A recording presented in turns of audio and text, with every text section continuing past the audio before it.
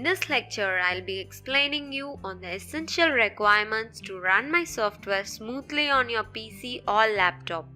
As I have said in my previous lectures, this software is 100% free with a course. If the software is not opening, please make sure that you have the below requirement in your system.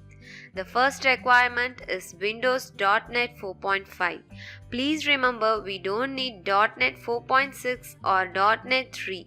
We exactly need .NET 4.5 to run the software smoothly. You can check your version of .NET by simply downloading a small app named Raymond CC.NET Detector. You can simply download it from Google or from the link directly showing in the screen. If you don't have the exact version of .NET 4.5, you can download it from the following link.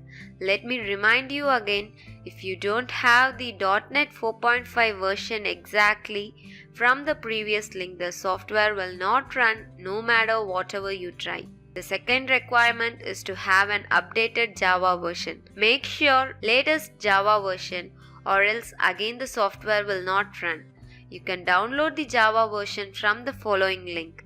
You just need the following two requirements to run the software smoothly.